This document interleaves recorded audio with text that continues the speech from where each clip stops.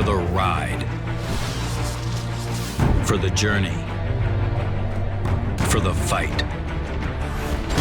Against men, against machines. Buy guns. Buy the best.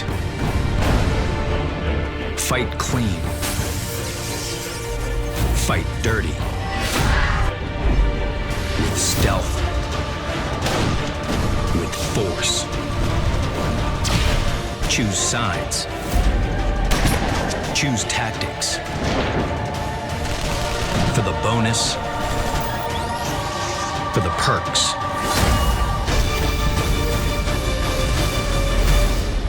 For the money. War is our business. PlayStation.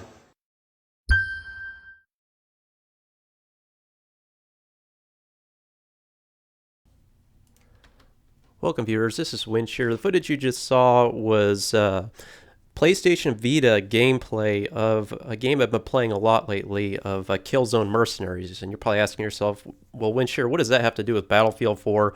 And Karl Magnus saying that the PlayStation 4 is the best platform to play Battlefield 4 on. Or the best next-gen console, that is. Well, right here in this interview that a DICE developer gave, Gustafsson, I believe his name is, he's basically saying that remote play with Battlefield 4 on the PlayStation 4 will be available for the PlayStation Vita. And that to me is the rationale, that one perk of this quiet little secret that not many people have mentioned, remote play, is the reason I've decided to retain my order with the PlayStation 4, and that's going to be my platform of choice moving forward into the future with my Battlefield 4 gameplay. Now, in my previous video, I mentioned the idea of me switching from PlayStation 4 pre-order to an Xbox One. Never would imagine myself even considering the thing, but my two big concerns were, the number one is that Sony still has not come out and announced whether or not they're going to encrypt HDMI output for the video, and that might inhibit or complicate my ability to capture the footage. Now, that still hasn't been laid to rest, but from thanks to your guys' response, your feedback, and the additional research I've done online, I think there's going to be ways, even if they do encrypt it, to get around that like we do right now with the PlayStation 3. However, I'm fairly confident based on all the blogs and the rumors out there that they are going to support or not going to encrypt it, and there's going to be ways to capture your footage other than just the share button, which they're trying to just hit that home, which is great for amateurs, so to say. Not that I consider myself a professional, but I like having the control of being able to record all my footage without any kind of limits and edit it on my own time frame. Now, the other thing, a concern I had about Xbox and PlayStation was Xbox is going to bring Titanfall. Well, unfortunately for PlayStation, that's just not going to happen, but I still have a PC, and I doubt Titanfall is going to be that stringent or that hampering or require that much draw on the hardware capabilities of my my laptop or my PC. So I'm confident if I want to experience Titanfall, I can play it on my laptop. So moving on forward here, remote play, what that means is essentially, some of you guys may have not heard this, but remote play essentially allows you to turn your PlayStation 4 into a server, if you will, and you can access that server.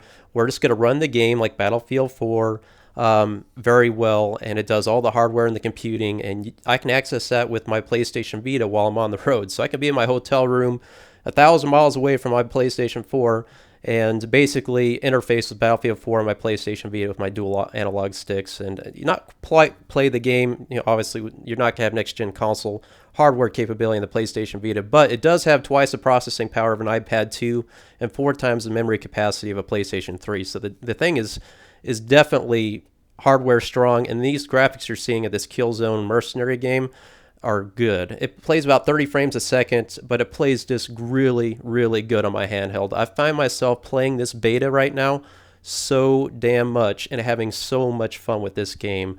I mean, there's kill streaks in it. The graphics are good. Really ingenious the way they've kind of engineered a lot of the aspects of this game.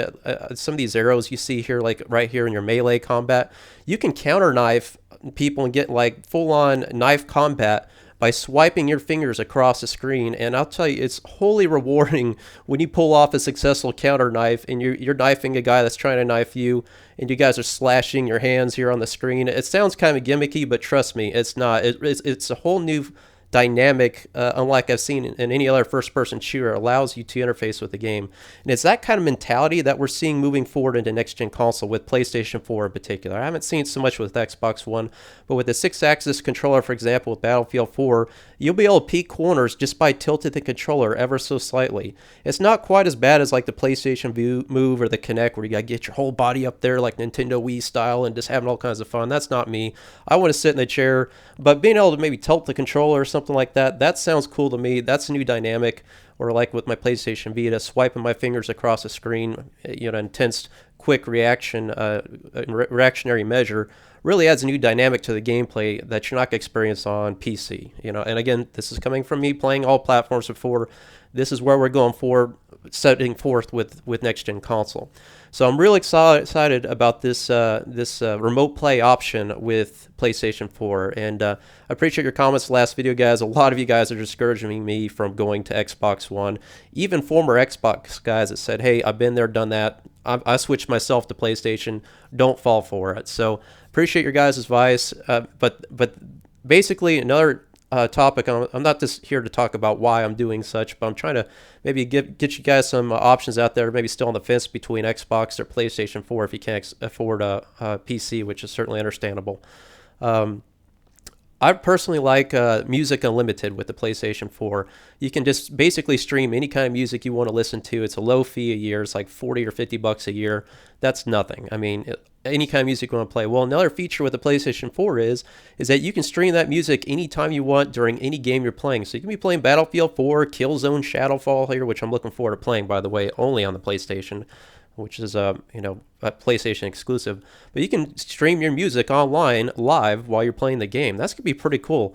I'm also curious to know how that's going to record. Like if I'm streaming music and then recording my video gameplay, is that's going to set off a copyright thing with YouTube? I don't know. So you have to watch that dynamic of it. But nonetheless, if you're just fooling around, listen to some tunes while you're playing some first-person shooters, a lot of fun. But let me tell you right now that if you guys don't have a PlayStation Vita, it's well worth the money. There's just a plethora of great games, and I'll tell you right now, this is my favorite. This first-person shooter, Killzone Mercenaries, it's going to be a masterpiece, I'll tell you right now. I've played it so much online lately.